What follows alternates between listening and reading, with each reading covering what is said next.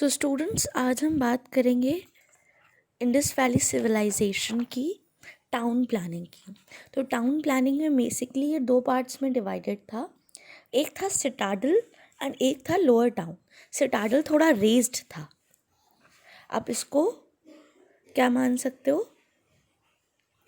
आप इसको ऐसे मान सकते हो, कोई फोर्ट किला की तरह जो थोड़ा रेज्ड बनाया जाता है। और यहाँ पे इसे एडमिनिस्ट्रेटिव ब्लॉक भी कह सकते हो। यहाँ पे रूलिंग क्लास रहते थे, जैसे प्रीस्ट हैं, वेल्दी मर्चेंट्स हैं, ठीक है। इसके अलावा इसमें कुछ इम्पॉर्टेंट बिल्डिंग्स थी, जैसे ग्रेट बाथ, ग्रैनरी और असेंबली हॉल। तो एक एक करके हम लोग इनको डिस्कस करेंगे। द ग्रेट बाथ, देखो ये पिक्चर देखो, इसकी डायमेंशंस दी हैं। ये परफेक्ट एग्जांपल है कि उस टाइम पे कितनी अच्छी इंजीनियरिंग एंड प्लानिंग हुआ करती थी, ठीक है। तो आप यहाँ पे देख सकते हो, इसके डायमेंशंस दिए हैं 11.88 मीटर्स इंटू 7.01 मीटर्स अपॉन 2.43 इसकी डेप्थ है। इसको बनाया गया था बर्न्ट ब्रिक्स और मोटार से, जिससे सीपेज और कोरोजन ना हो। तो आप सोच सकते हो उनका माइंड भी कितना डेवलप था, कितने अच्छे इंजीनियरिंग में वो डेवलप थे। इसके आगे बच्चों देखिए, उसके आसपास छोटे छोटे रूम्स थे, चेंजिंग रूम्स, ठीक है, जिसको माना जाता था कि वो चेंजिंग रूम्स होते हैं। और इसमें ये भी आर्कियोलॉजिस्ट का कहना है कि प्रॉबेबली इसे रिलीजनल ओकेजन्स पे इस ग्रेट बाथ को यूज़ किया जाता था, ठीक है। चलिए नेक्स्ट स्लाइड देखते हैं। अब ग्रैनरी की बात करते हैं। तो ग्रैनरी भी 45.71 मीटर लॉन्ग थी, 15.23 मीटर वाइड थी। ये सबसे बड़ी बिल्डिंग थी, ठीक है बच्चों। इसके बाद यहाँ पे आप देखो, 6 ग्रैनरीज थी। इतनी 6 ग्रैनरीज थी। यहाँ पे सर्कुलर ब्रिक प्लेटफॉर्म्स भी बने थे इनके साउथ में थ्रेशिंग के लिए।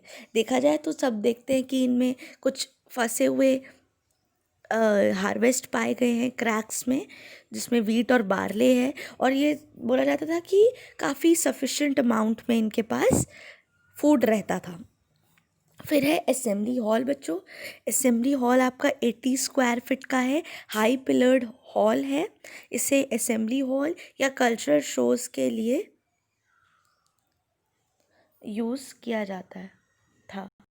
आगे बात करते हैं बच्चों लोअर टाउन की, जहाँ पे ड्वेलिंग हाउसेस थे। तो हाउस भी बच्चों उस टाइम पे काफ़ी डेवलप थे हम लोग के जैसे। फ्लैट रूफ्स थी उनकी, स्टेयर्स थी ऊपर वाले फ्लोर्स तक जाने के लिए, किचन थी फायर प्लेस के पास, ग्रेन स्टोर करने के लिए जार्स हुआ करते थे। वॉशरूम्स और बाथरूम्स में जो भी ड्रेन्स थी वो कवर्ड थी। और हर हाउस के पास उसका खुद का कोर्टयार्ड भी था। स्ट्रीट्स की बात करें तो वो भी वाइड और कट थी, एक दूसरे को राइट एंगल पे काटती थी, ठीक है। उसके बाद है 10 मीटर्स ब्रॉड थी मेन स्ट्रीट, भी काफ़ी लॉन्ग थी एंड 10 मीटर्स वाइड थी। बिल्डिंग्स दोनों साइड हुआ करती थी रोड्स के। एंड फिर ड्रेनेज सिस्टम, ठीक है। अब हाउसेस साथ में कनेक्टेड थे बहुत अच्छे ड्रेनेज सिस्टम में। किचन और बाथरूम की जो ड्रेन्स थी वो मेन ड्रेन से कनेक्टेड थी, जो अलोंग द मेन रोड था। और इनकी पीरियोडिक क्लीनिंग भी हुआ करती थी। और सारी कवर्ड ड्रेन्स के मेन होल्स भी थे। तो आज इतना रखेंगे, कल हम सोसाइटी के बारे में देखेंगे। यहाँ की सोसाइटी माना जाता है 3 डिस्टिंक्ट लोकल ग्रुप्स में डिवाइडेड थी। एक रूल करता था एंड एडमिनिस्टर करता था सिटी को। सेकंड में मर्चेंट्स थे जो ट्रेड और बिजनेस देखते थे। और थर्ड लेबरर्स थे, और इस जिसमें फार्मर्स भी आते थे जो वीट और बार्ले को कल्टीवेट किया करते थे। एडमिनिस्ट्रेशन ऑफ सिटी देखते हैं, ठीक है। अब एडमिनिस्ट्रेशन कौन देखता था? स्पेशली जो रिच मर्चेंट्स और प्रीस्ट होते थे, वही यहाँ की एडमिनिस्ट्रेशन देखते थे। The work of committee was to look after the sanitation, regulation of trade, collection of taxes and maintenance of law and order. Food बच्चों देखो तो ये लोग वीट, बार्ले, राइस और वेजिटेबल्स खाते थे। वीट एंड बार्ले से ब्रेड बनती थी।